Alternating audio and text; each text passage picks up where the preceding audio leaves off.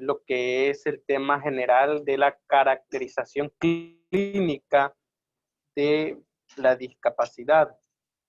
Es decir, todos aquellos, un enfoque clínico que solo es en sí como una aproximación al tema, ¿verdad? Porque no profundizamos en el mismo, porque, o sea, obviamente no es esta una clase, no estamos en una facultad de medicina, ni es pues una clase de fisiología o anatomía para hablar a profundidad sobre los temas, sino que la idea es conocer todas aquellas limitaciones y deficiencias que poseemos las personas con algún tipo de discapacidad.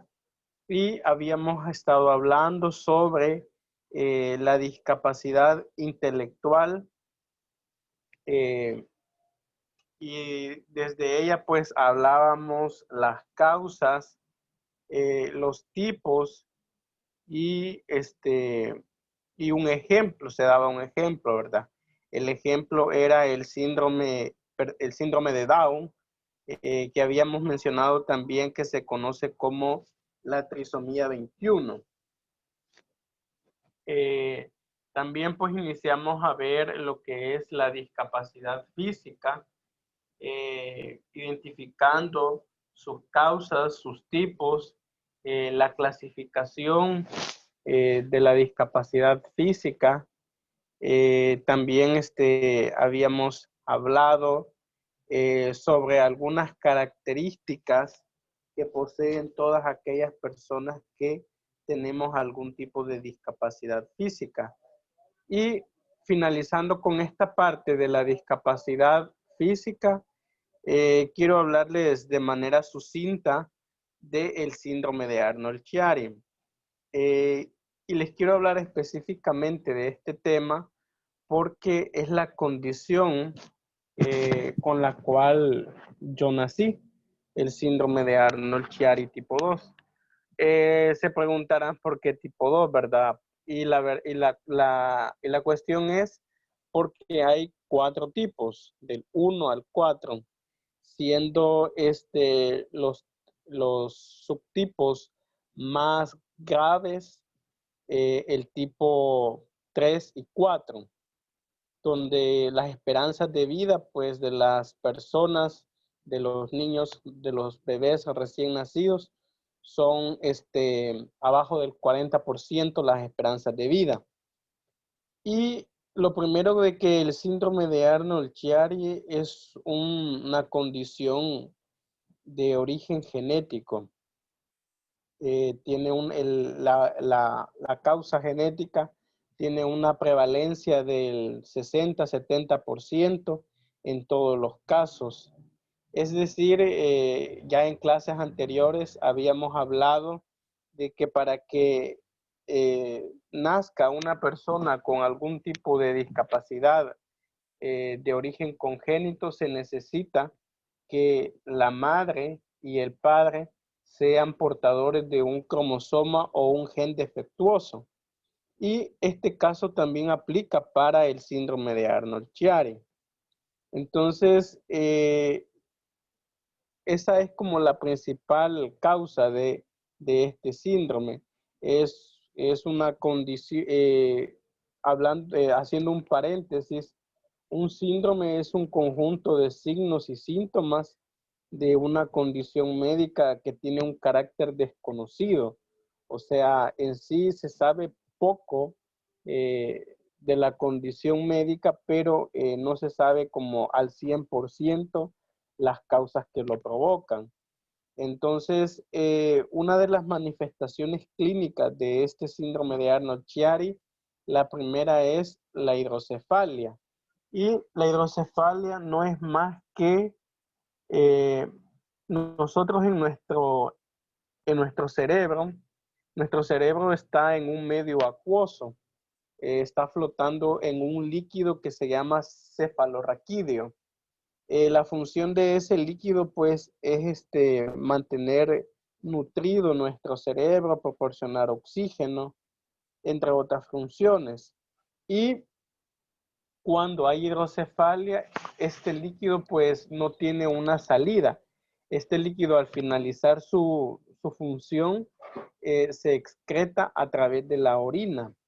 Entonces, cuando este líquido se acumula de forma exorbitante, se produce lo que se conoce como la hidrocefalia, que es el crecimiento de el cráneo.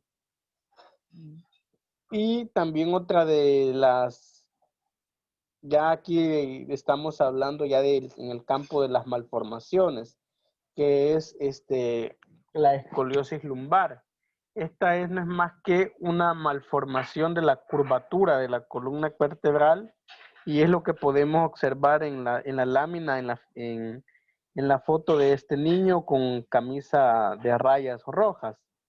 El otro signo del síndrome de Arnold-Chiari es lo que se conoce como pie sambo o pie equino. En desde el glúteo hasta el talón hay un tendón que se llama Aquiles. Entonces, ese tendón hace posible el movimiento de nuestros pies. Y también junto al nervio ciático hace posible la sensibilidad de nuestras piernas y de nuestros pies. Entonces, en el pie sambo o pie equino, es lo que estamos viendo allí en esa foto, ¿verdad? Que los pies, o sea, van como hacia adentro. Lo otro es esta malformación que se llama pecho de pájaro, que es un abultamiento de la caja torácica. Una de las consecuencias que esto puede tener a mediano o largo plazo para una persona con discapacidad es la apnea del sueño, que no es más que una producción excesiva de oxígeno a nivel de la caja torácica que hace que la persona emita fuertes ronquidos. Otra de las características del síndrome de Arnold-Chiari es el mielomeningocele. Y como pueden observar en esta lámina, el mielomeningocele es un abultamiento en la parte, ya sea en la parte baja, parte media o parte alta de la columna vertebral. Dependiendo de la parte donde aparezca el mielo, así va a ser la lesión a nivel de columna vertebral y a nivel de los nervios del cuerpo. En el caso de donde podemos observar aquí la lámina, el mielo aparece en la parte baja. Cuando el mielo se produce en esta parte, sí, pues las repercusiones van a ser generalmente falta de sensibilidad y pérdida del control de esfínteres, ya sea esfínter vesical o esfínter urinario. Otra de las características es el estrabismo. El estrabismo por una mala formación en los músculos intraoculares, o sea, los que están dentro de nuestros ojos, se produce lo que es el estrabismo. Muchas de estas malformaciones son de carácter permanente. Otras se pueden corregir con cirugía, como es el caso del mielomeningocele, de la hidrocefalia, del estrabismo y del pie equino o pie sambo, que es lo mismo, ¿verdad? Las otras malformaciones pues van a ser de carácter permanente. El síndrome de Arnold-Chiari no es más que cuando se está el proceso de gestación, hay una parte del cerebelo que se protruye o sale por la parte la parte de la nuca, la parte trasera de la nuca. Entonces sale una porción del cerebelo y eso pues junto con estas características que ya mencioné, va a ser lo que va a ser posible lo que se llama como síndrome de Arnold-Chiari. Esta condición, pues, obviamente es de carácter no curable, sino que hay un tratamiento paliativo y al mismo tiempo un tratamiento, eh, digamos, de cirugías de tipo estético para corregir algunas malformaciones y también va a requerir que la persona tenga un control médico permanente y, o sea, cuando digo permanente me refiero hasta el final de la vida, ¿verdad? La siguiente lámina, por favor. Ahora vamos a ver lo que se conoce como discapacidad sensorial. Y según nos dice la lámina, que es aquella que comprende cualquier tipo de deficiencia visual, auditiva o ambas, así como de cualquier otro sentido, y que ocasiona algún problema en la comunicación o el lenguaje, ya sea por disminución grave o pérdida total en uno o más de nuestros sentidos. Eh, la siguiente lámina, por favor. Otra de las, en el caso de la discapacidad sensorial, los tipos más comunes son la ceguera o persona no vidente, la hipoacusia o pérdida de la audición y la sordoceguera. Es decir, aquellas personas que al momento del nacer no tienen sentido de la visión ni de la audición. Las causas de este tipo de enfermedad son, en una de ellas, la herencia genética. Otra de las causas son enfermedades infecciosas y crónico-degenerativas. Por poner un ejemplo de una enfermedad infecciosa, una blefaritis o inflamación de los párpados superiores o inferiores del ojo puede llegar a ocasionar, al no ser tratada adecuadamente, puede llegar a ocasionar una discapacidad visual.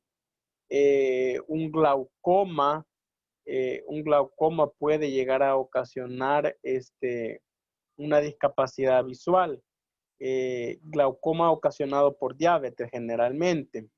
Y los accidentes, ¿verdad? Una lesión en nuestro ojo, la contaminación auditiva también es causa de discapacidad sensorial adquirida. Es decir, que no nacemos con ella, sino que la adquirimos en el transcurso de la vida.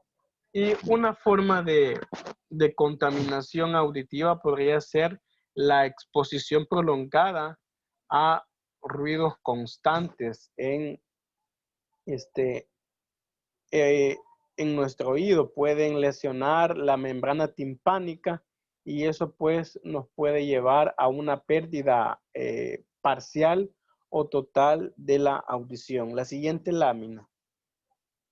Y bueno, pues como ya les había adelantado, ahí tenemos el logo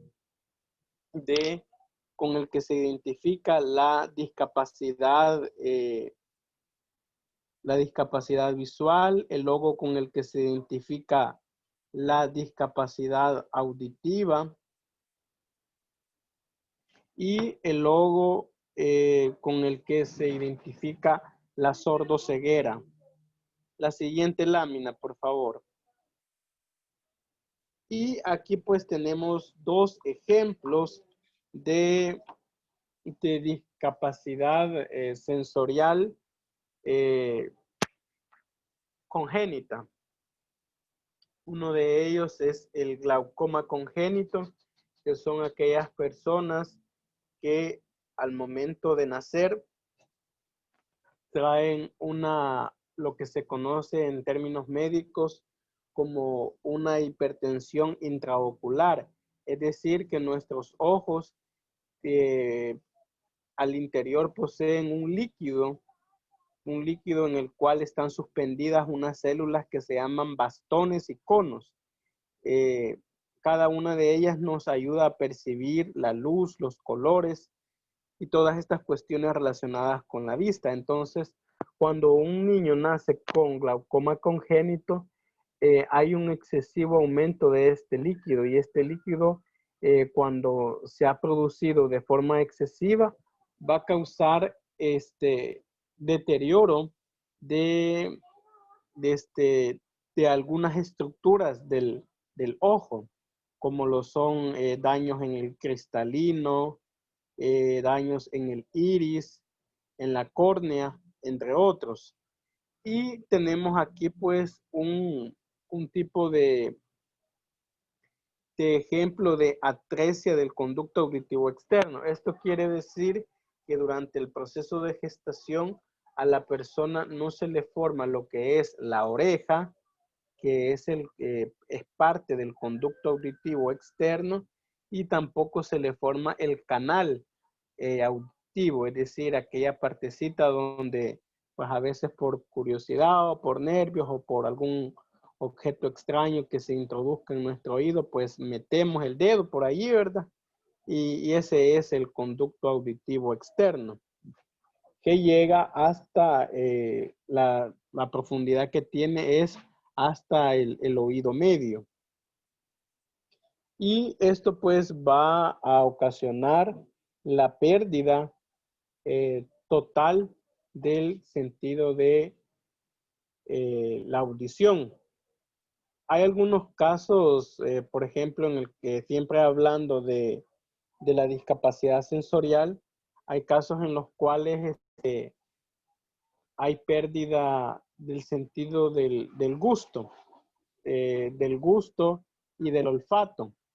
Sin embargo, esas son situaciones transitorias y no se pueden clasificar en sí como una discapacidad sensorial. Más que todo en el caso de las personas que nacen con una pérdida o una ausencia del sentido del olfato.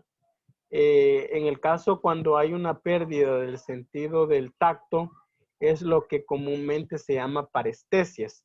Las parestesias casi siempre son secuelas de otros padecimientos, como lo son a veces los derrames cerebrales, entre otros. Y ya para finalizar con este tema de la caracterización clínica de la discapacidad, quiero hacer un paréntesis y es el hablar sobre que las personas que tienen condiciones bastante complejas de discapacidad física van a necesitar un proceso de rehabilitación que va a durar muchos años. Generalmente estos procesos de rehabilitación andan por los 10, 15 años. En otros casos, cuando son más graves, como por ejemplo en los casos de parálisis cerebral, las personas generalmente, o sea, van a tener que estar en un proceso de revisión constante, de control permanente con el médico, casi siempre con urólogos, neurólogos, ortopedas, entre otros especialistas de la salud. Y en ese tema, pues enfocándolo un poco en el área de derechos, nuestro país tiene una deuda histórica para con las personas con discapacidad. Y me refiero a los gobiernos, ¿verdad? A los gobiernos del pasado, gobiernos de turno. Para lo que es procesos de rehabilitación, las personas con discapacidad solo cuentan con dos opciones: con el Instituto Salvadoreño de Rehabilitación Integral, que tiene 3 sedes.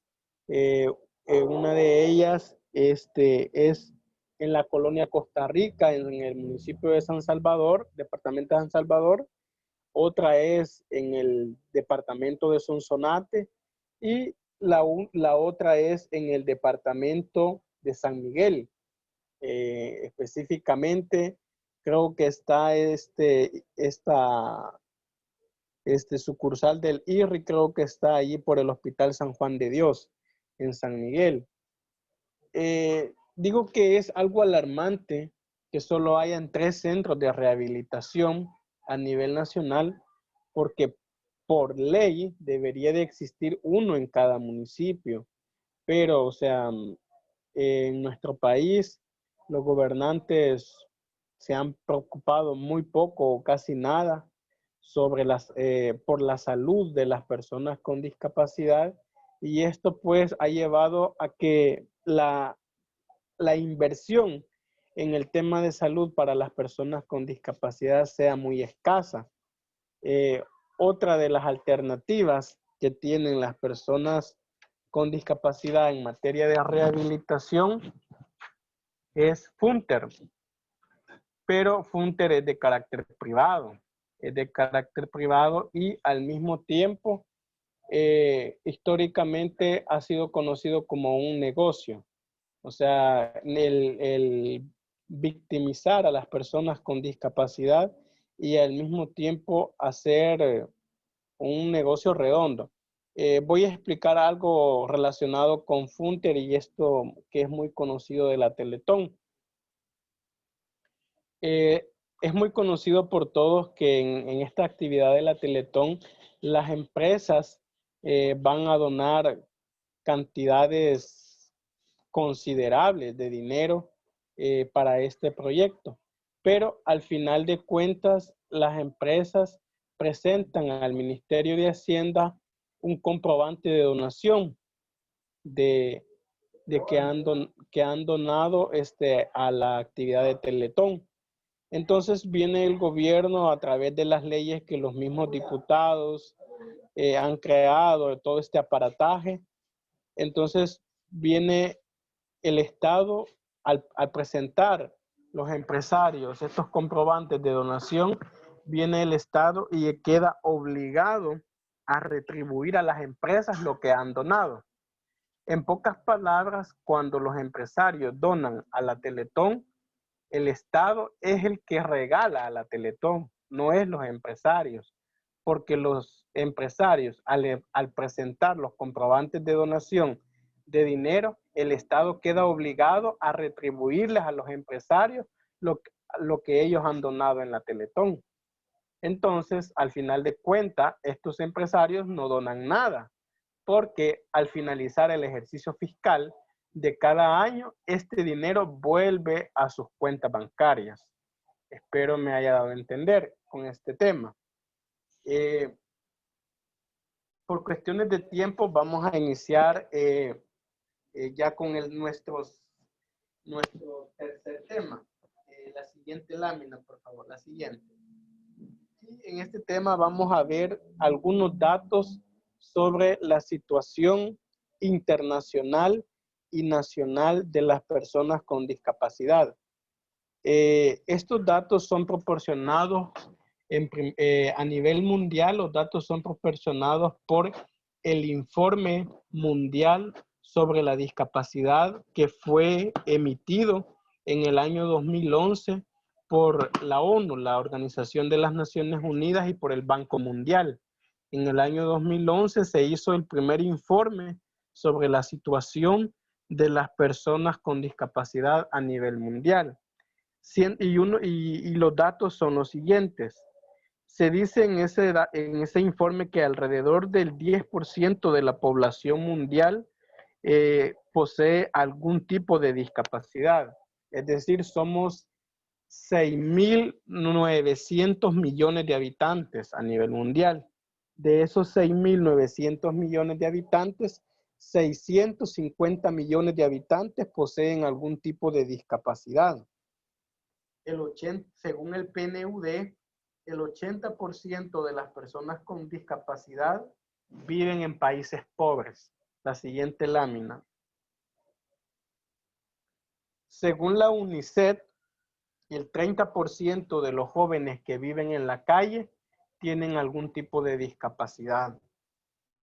Los estudios comparativos en materia de legislativa relacionada sobre los derechos que tutelan, sobre los derechos, digamos, que acompañan a las personas con discapacidad, solo 45 países de todo el mundo tienen alguna legislación que ampare, que proteja los derechos de las personas con discapacidad. Es decir, los 170 países restantes no tienen una legislación que ampare los derechos de las personas con discapacidad. La siguiente lámina.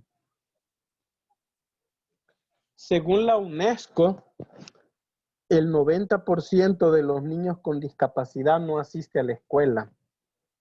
Según se estima, unos 386 millones de personas en edad de trabajar no poseen trabajo. O sea, de las personas con discapacidad, 386 millones de personas que están en edad para trabajar, de las personas con discapacidad, no poseen algún trabajo. Esto lo dice la OIT, la Organización Internacional del Trabajo. La siguiente, por favor.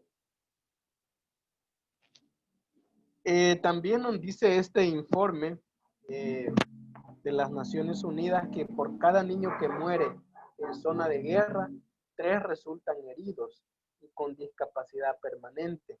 Según la Organización Mundial de la Salud, en algunos países hasta una cuarta parte de las discapacidades son el resultado de la guerra y de la violencia. En América Latina existen, según la CEPAL, alrededor de 85 millones de personas con discapacidad. La siguiente, por favor. Entre el 80 y 90% de las personas con discapacidad en América Latina están desempleados, no integrados a la fuerza laboral. Y una de las principales causas es que no poseen un perfil académico adecuado que les permita ingresar al sistema laboral. Otra de las causas es que el mercado laboral no proporciona sistemas de transporte inclusivo y por eso mismo las personas no pueden obtener un trabajo digno. Solo entre el 20 y 30% de los niños con discapacidad asisten a la escuela a nivel mundial. La siguiente lámina, por favor. Y ahora pues vamos a ver un poco en datos cuantitativos sobre la situación de la discapacidad en El Salvador. Bueno, y para iniciar, pues en El Salvador habemos un total de 410,798 personas con discapacidad, con algún tipo de discapacidad. O sea que las personas con discapacidad representamos el 6.4% de la población, una cifra muy alarmante, porque en los países desarrollados, pues, esta cifra casi siempre anda entre el 2 y 1%. Esto nos dice de que algo malo está sucediendo en nuestro país. Mujeres con discapacidad hay 222,595, siendo el 54.2% de la población. Hombres con discapacidad, habemos 188,203, que somos el 45.8% de ese total de personas con discapacidad. 269,915 personas representan el 63.5% de las personas con discapacidad. Y estas 269,000 personas viven en el área urbana. 149,883 viven en el área rural de nuestro país. La siguiente.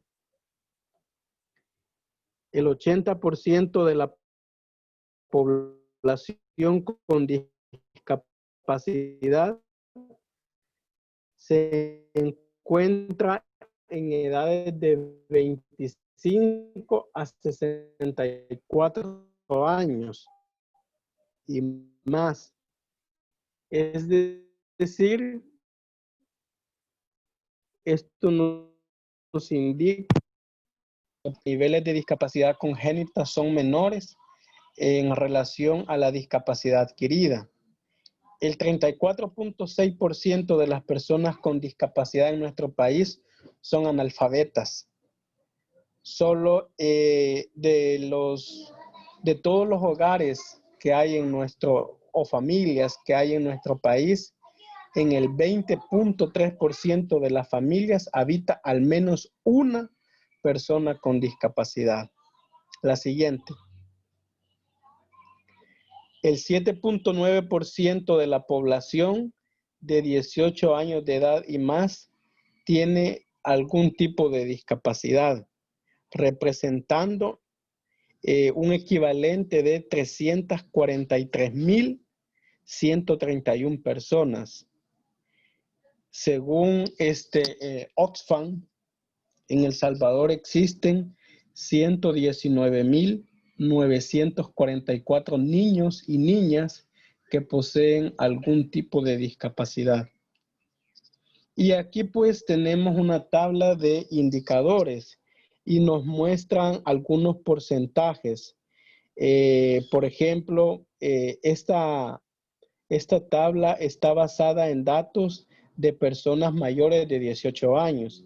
Y según nos dice la tabla que las personas mayores de 18 años solo alcanzan a estudiar 4 años. Y generalmente estos 4 años de estudio son a través de proyectos de alfabetización de adultos. O sea, que las personas con discapacidad no alcanzan ni siquiera a finalizar la educación básica. No digamos la educación media o la educación universitaria, ¿verdad? Allí ya estamos hablando de que los que poseemos algún nivel de educación superior es porque, o sea, alguien nos ha ayudado a través de una institución, hemos podido llegar hasta eso. Bueno,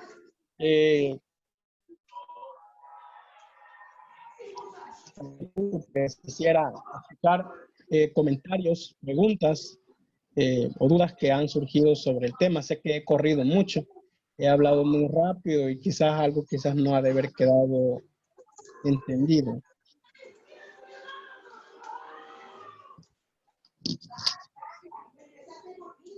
Hola.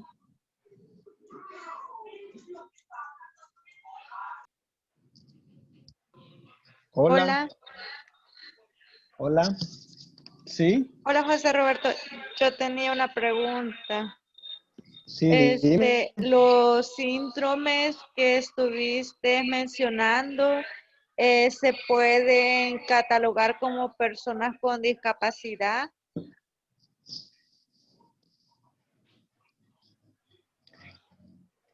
En el caso de síndrome de Down, síndrome de Arnold-Chiari, sí, son condiciones médicas que al final, pues, las secuelas son una discapacidad física permanente.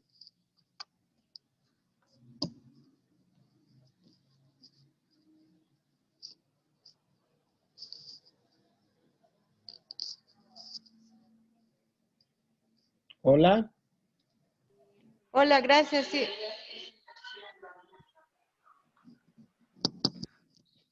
¿Alguien más que tenga una pregunta, comentario?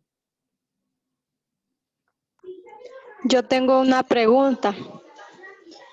Sí, mencionaba que solo hay 3 centros de rehabilitación en el país. Estos sí. centros de rehabilitación atienden todo tipo de discapacidad. Ahí el detalle. Generalmente estos centros de rehabilitación solo atienden a personas con discapacidad física y con discapacidad sensorial. En los casos de discapacidad intelectual, ya sea el médico o el mismo Instituto Salvadoreño de Rehabilitación Integral, IRRI, remite para fundaciones en el caso de discapacidad intelectual. Remiten para fundaciones como Paraíso Down, entre otras. También para la Asociación Salvadoreña de Autismo, parece que se llama.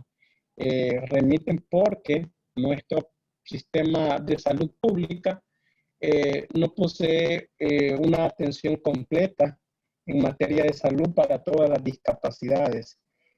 Como vuelvo a repetir, solo es para discapacidad física y en muy pocos casos discapacidad sensorial, proporcionando cursos de LESA, o sea, lenguaje de señas para personas sordas, y algún curso introductorio sobre lectura braille, que es para las personas no videntes, ¿verdad? En el caso Gracias. en el caso de Funter, creo que Ivy está haciendo esta pregunta, ¿verdad? En el caso de Funter, ellos sí tienen una atención completa en salud para todos los tipos de discapacidad, pero eso tiene un alto costo. Yo en algún momento de mi proceso de rehabilitación fui parte de Funter y creo que fue allá por el año 97, 98. La consulta parece que costaba 100 colones, ¿verdad? 100 colones o 150 colones. Estamos hablando de que 15, 18 dólares ahora, solo la consulta. De allí, digamos, cosas que a veces uno requiere en su proceso de rehabilitación venían costando alrededor de 200, 300 colones. Entonces, eso en Funter, pero Funter no es gratuito. Funter es una empresa donde todo tiene un valor y donde solo dan procesos de rehabilitación gratuita a aquellas personas con discapacidad y sus familias, ¿verdad? Que se prestan a la campaña publicitaria para las teletones. A ellos sí los favorecen de forma gratuita con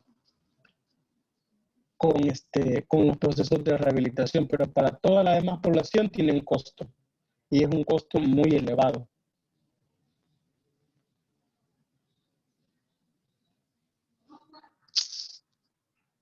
¿Alguien más?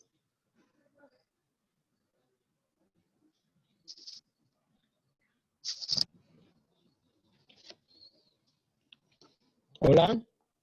Hola, actualmente, ¿cuál es la función que está ejerciendo el CONAIPD? ¿Se ha manifestado en este tiempo de cuarentena? Muy importante pregunta.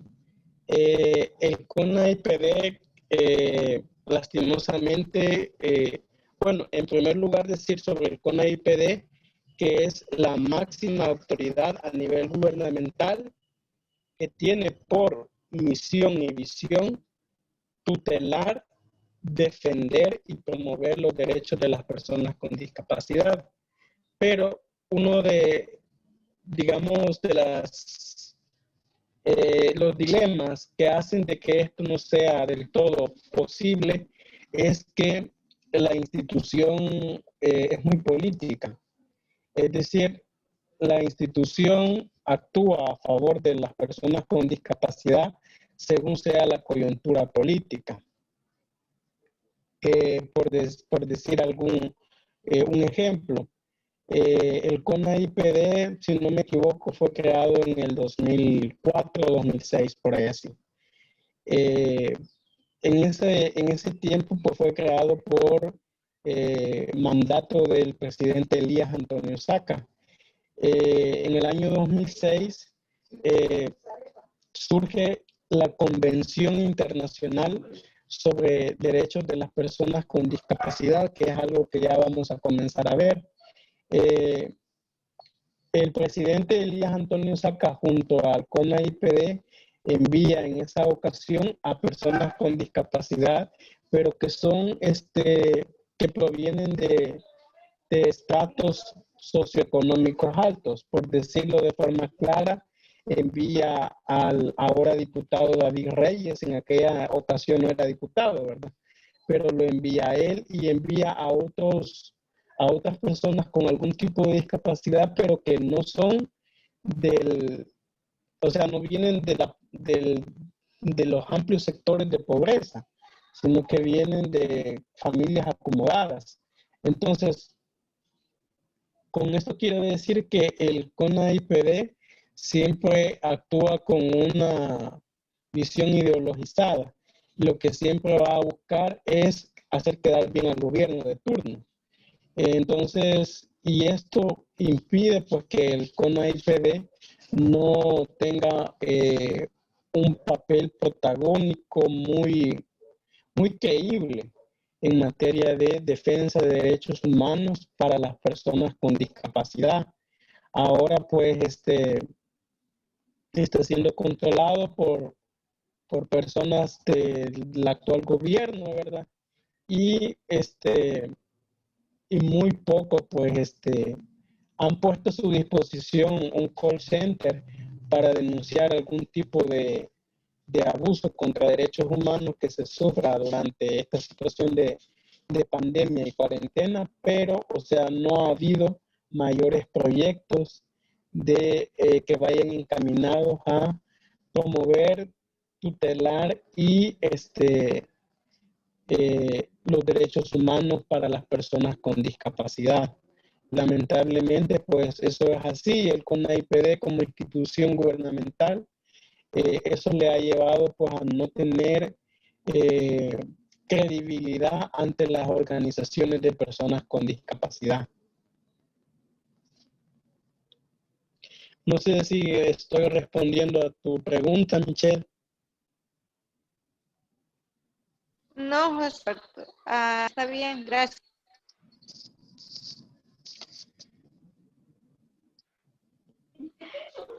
Pero sí entendí, eso no tengo otra pregunta. ¿Sí? Hola.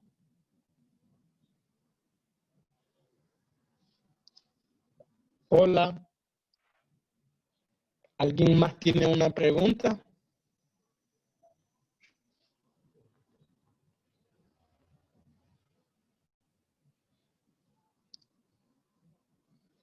Hola.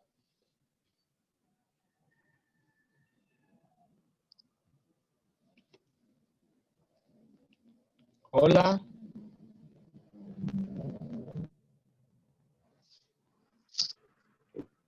Hola.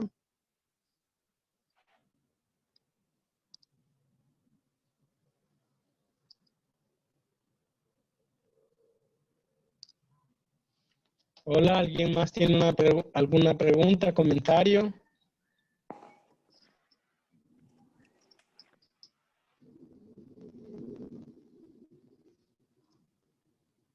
Hola. Yo creo que no. Si querés, continuemos. Bueno, ahora la siguiente lámina. La siguiente. Esta lámina va a quedar de tarea de ver el video sobre la Convención sobre los Derechos de las Personas con Discapacidad. Un breve comentario antes de iniciar en materia de legislación sobre derechos de personas con discapacidad, es hablar de que la convención nace como parte de los retos del milenio del año 2000. En el año 2000, la Organización de las Naciones Unidas hace un estudio a nivel mundial y entre uno de esos objetivos es reducir las desigualdades sociales, económicas y culturales entre los países. Y dentro de estas desigualdades va a entrar el tema de los derechos humanos para las personas con discapacidad. Y es por eso que 86 países a nivel mundial crean la propuesta de la Convención sobre los Derechos Humanos para Personas con Discapacidad y llevan este proyecto ante la ONU. Este proyecto fue suscrito por la mayoría de países presentes en esta convención. Fueron casos muy excepcionales en los cuales los países no se suscribieron a la convención, pero la mayoría sí lo hicieron. La convención no es que reconozca nuevos derechos para las personas con discapacidad, sino que lo que hace es emitir a través de artículos algunos compromisos que los países adquirieron para crear condiciones de vida digna para las personas con discapacidad. Es decir, que la convención tiene como fondo la Declaración Universal de los Derechos Humanos. Ese documento que surgió el 10 de diciembre de 1948 en Washington, Estados Unidos. O sea, en pocas palabras, lo que la convención viene a decir es de que nosotros y nosotras, las personas con discapacidad, tenemos los mismos derechos de los que establece la Declaración Universal de Derechos Humanos. Pero entre estas obligaciones que quedan para los estados, introduce no nuevos derechos, sino que como variantes de algunos derechos que ya estaban reconocidos. Por ejemplo, reconoce el derecho a la asistencia para las personas con discapacidad. El derecho de asistencia consiste en que el Estado está obligado a proporcionar a aquellas familias donde haya una persona con discapacidad, a una persona donde el Estado pone una parte del salario y la familia pone la otra parte. La función de esta persona asistente, como su mismo nombre lo dice, es asistir a aquella persona con discapacidad intelectual, sensorial o física en las necesidades que requiera. Por poner un ejemplo, en la mayoría de nuestros países no existen vehículos adaptados para las personas con discapacidad.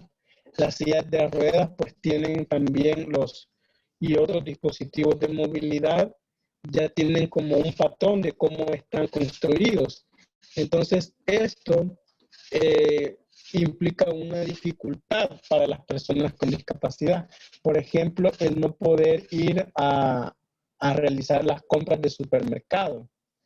El no poder, digamos, por la misma condición de discapacidad, muchas veces no poder realizar reparaciones en la casa, entre otras, por poner ejemplos. Entonces, la persona asistente es la que tiene que realizar estas funciones de las compras, en algunos casos que la discapacidad física es muy grave. Por ejemplo, a la persona asistente le toca cuidados higiénicos de la persona con discapacidad, como el bañar, vestir, incluso alimentar. Entonces, todas estas funciones las realiza la persona asistente.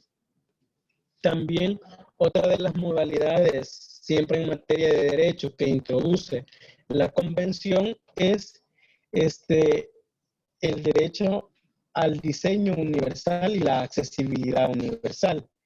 El diseño universal no es más que crear las condiciones infraestructurales, o sea, de construcción urbanística, territorial, accesible para todas las personas con algún tipo de discapacidad. llámese discapacidad física, discapacidad sensorial o discapacidad intelectual. Y la accesibilidad tiene que ver con el tema de la atención, la comunicación, la accesibilidad de los lugares, o sea, que hayan rampas, que hayan sistemas audibles para las personas no videntes, que hayan en algunos lugares teclados teclados en modalidad braille, y también va a implicar también otra, digamos, modalidad del derecho, en materia de derecho que va a introducir la convención, es el derecho a la seguridad social.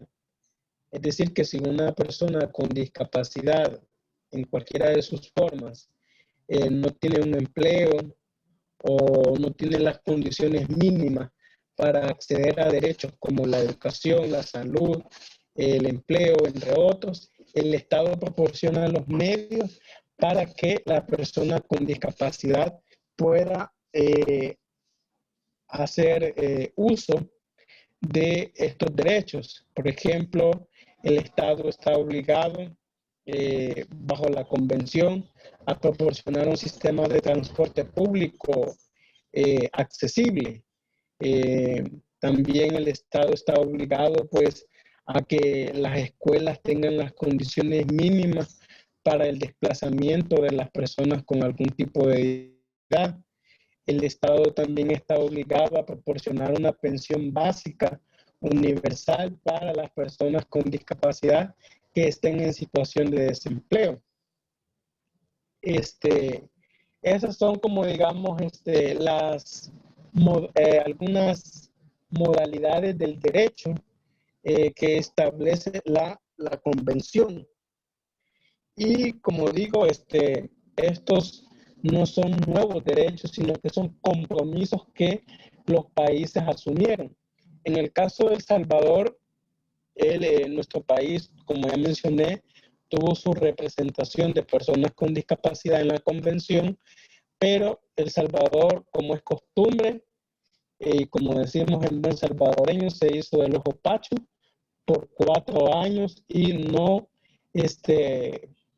tomó compromisos en materia de hacer valer la convención en nuestro país, sino que fue hasta el año 2010 que a través de las organizaciones de personas con discapacidad inicia una lucha de 10 años hasta el mayo-junio de este año 2020, que se inicia un proyecto de la Ley Especial de Inclusión para personas con discapacidad. Es una lucha, pues, de 10 años, donde semanalmente, un día a la semana, se reunían representantes de organizaciones de personas con discapacidad, específicamente del CONA-IPD, de la Fundación Red de Sobrevivientes y otras organizaciones. Se reunían en la Comisión de Familia, Adolescencia y Niñez, algo así parece que se llama la Comisión de la Asamblea Legislativa, y en un inicio, pues, la ley especial, pues, tenía aproximadamente 170 artículos. Ya hoy que fue aprobada después de una lucha de 10 años, la ley solo ha quedado, si no me equivoco, con 113 artículos. O sea, le volaron a la ley aproximadamente 60 artículos, por conveniencia, obviamente, ¿verdad? Para las instituciones gubernamentales. Y bueno, pues en el año 2014, el CONA-IPD hace un intento para querer siempre comprometerse con lo que la convención exigía, y en el año 2014, pues, el CONA-IPD crea y propone ante el gobierno de El Salvador. Creo que en esa época le tocó recibir el documento al presidente de Salvador, Sánchez Serén, y el CONAIPD crea lo que se conoce como la Política Nacional de Atención Integral a Personas con Discapacidad, que es algo que también vamos a ver en esta presentación. Y bueno, pues sin más preámbulos, entremos en materia de derechos para las personas con discapacidad. Y bueno, pues aquí vamos a ver, como ya mencioné, los compromisos, ¿verdad?, que adquieren todos los países que ratificaron la convención. Y entre ellos es promover la igualdad y no discriminación. La siguiente lámina. Que las mujeres con discapacidad gocen de sus derechos humanos en igualdad de condiciones en relación con los hombres. Que los niños y niñas gocen de sus derechos humanos en igualdad de condiciones en relación con los adultos. La siguiente lámina. Promover la toma de conciencia sobre los derechos humanos de las personas con discapacidad, la accesibilidad, el derecho a la vida, al igual reconocimiento como persona ante la ley, el acceso a la justicia, la siguiente lámina, la libertad y seguridad, la protección contra la tortura y otros tratos o penas crueles, inhumanos o degradantes, la protección contra la explotación, la violencia y el abuso, la protección de la integridad personal, la siguiente lámina, la libertad de desplazamiento y nacionalidad, el derecho a vivir de forma independiente y a ser incluido en la comunidad, la movilidad personal. Esto de la movilidad personal entra en lo que ya mencioné de el derecho al diseño universal y la accesibilidad universal, a la libertad de expresión y de opinión y acceso a la información. La siguiente. El respeto de la privacidad, el respeto del hogar y poder constituir una familia, el del derecho a la educación, la salud, a la habilitación y rehabilitación. Aquí quiero introducir un paréntesis. La habilitación consiste en el generar aquellas condiciones que nos permitan tener el gozo de los derechos humanos que nos pertenecen como personas. Eso es la habilitación. Y la rehabilitación tiene que ver con procesos de terapia en materia de salud pública. Y en esto también quiero hablar que debería ser como una norma por parte del CONAIPD que velara porque todas las personas las personas con discapacidad tengan el certificado que los identifica como personas con discapacidad. Este certificado lo extienden en el ISRI, en la sede de San Salvador de la colonia Costa Rica. Es un documento que certifica que la persona posee algún tipo de discapacidad y al mismo tiempo le habilita, como lo dice aquí el derecho, habilitar y rehabilitar. Le habilita para que pueda acceder al mundo laboral. Este certificado es de forma gratuita y lo extiende un médico internista posterior a una evaluación, ¿verdad?, que le realizan para ver el tipo de discapacidad que uno posee. También, pues, otro de los compromisos de la convención es que las personas con discapacidad tengamos un nivel de vida adecuado y la protección social, que era lo que mencionaba, ¿verdad? Que el Estado proporcione esas condiciones para que la persona con discapacidad pueda acceder a todos sus derechos. Esa es la protección social. En países tercermundistas como El Salvador, pues esto es una utopía siempre, ¿verdad? siempre solo vemos como referentes Canadá, Estados Unidos y hasta hace muy poco México, en lo que es los países de Norteamérica. En el caso de Centroamérica, el pionero en materia de derechos humanos para personas con discapacidad es Costa Rica. Costa Rica es el único país de Centroamérica que tiene un sistema de transporte público para las personas con discapacidad accesible, tiene un sistema educativo accesible. Costa Rica tiene un sistema de transporte público para que las personas con discapacidad puedan recibir su proceso de rehabilitación. Es decir, que en Costa Rica a la persona con discapacidad física, más que todo, la llegan a traer y la llegan a dejar a su casa para que pueda recibir rehabilitación. Es una dicha que Costa Rica lo esté haciendo desde hace aproximadamente 20 años y pues El Salvador y todos los demás países de Centroamérica todavía tienen esa deuda con el sector de personas con discapacidad.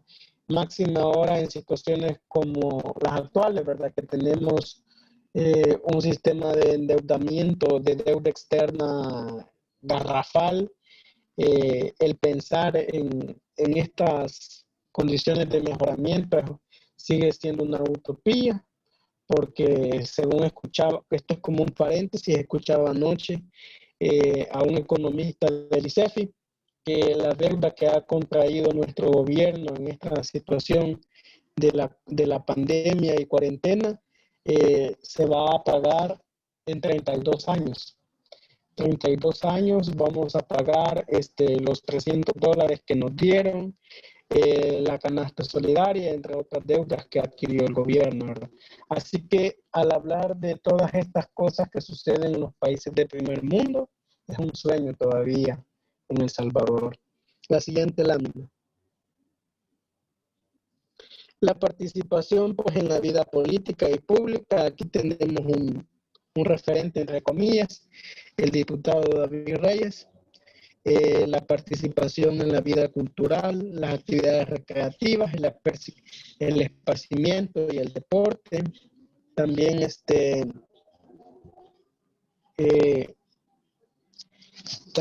también los países se comprometieron a estar constantemente proporcionando datos sobre cómo va la situación de las personas con discapacidad. Desde el año 2006 que El Salvador suscribe la convención, tuvo que esperar 6 más 9, 15, ¿verdad? Tuvo que esperar 9 años para hacer su primera encuesta nacional a través del CONAIPD, la encuesta nacional de personas con discapacidad, la cual pues llevó un año, inició en el año 2014 y fue presentada en un informe en el año 2015. Y también pues los países de primer mundo se comprometieron a la cooperación internacional. Bueno, vamos a dejar hasta acá esta presentación. Hemos avanzado bastante. No sin antes, pues, nuevamente, ¿verdad? Después de todo lo dicho en esta nueva fase, si hay alguna pregunta, comentario sobre esto último que hemos hablado, para así pues ya ir cerrando.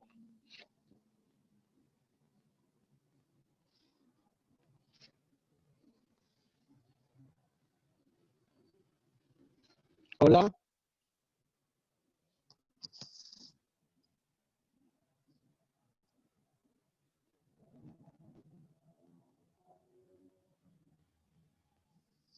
Hola. Hola. Creo que todo va bien. ¿Algún comentario? No hay.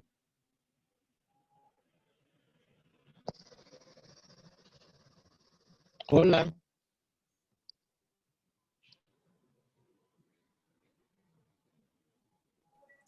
Hola. Hola. Bueno, voy a aprovechar solamente agradecerte el espacio siempre, José Roberto. Para nosotros pues es un gusto poder aprender de lo que nos compartís. Hay muchas cosas nuevas siempre para mí. Bueno, hoy salió otra de las discapacidades que también tiene un familiar mío. Y eso, pues nada más, aprendo nada más con esta sesión. Y interesante que ya nos estamos sumergiendo a la parte de derechos humanos, solamente.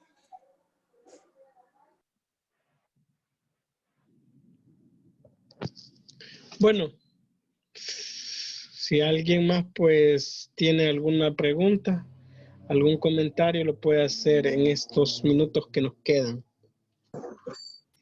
Yo agradecer, José Roberto, por este espacio que nos permite la construcción del conocimiento. Igual, para mí es preocupante, ¿verdad?, que solo tengamos 3 lugares del estado donde podemos llevar a las personas a que sean atendidas y que lamentablemente pues solo esté además de ello Funter y tenga que pagarse grandes cantidades de dinero. Quizás ese es uno de los retos en este tema, la descentralización de los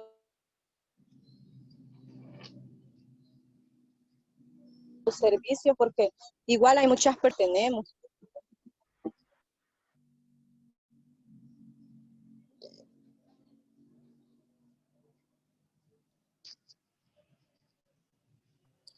Creo que se quedó sin internet. Sí, gracias por el comentario de Ivy. Sí, es muy cierto, ¿verdad? Lastimosamente, en materia de salud pública para personas con discapacidad, es muy escaso, casi nulo, porque en lo que es en las unidades de salud, a nivel de municipios, cuando se lleva a una persona con discapacidad, no le dan la atención requerida como lo es en el IRRI, ¿verdad? Que en el IRRI pues es una atención más completa para las personas con discapacidad. Bueno, pues no sé si hay otro comentario, pregunta, duda.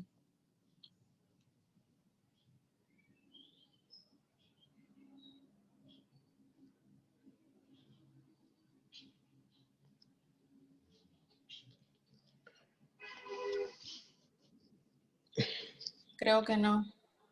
Bueno, y si no hay más comentarios, quisiera que en lo que, digamos, en el transcurso de lo que resta de este día o mañana, pues pudiéramos hacer comentarios en el grupo de WhatsApp sobre la actividad, ¿verdad?, que quedó de tarea de ver la película Amigos Intocables.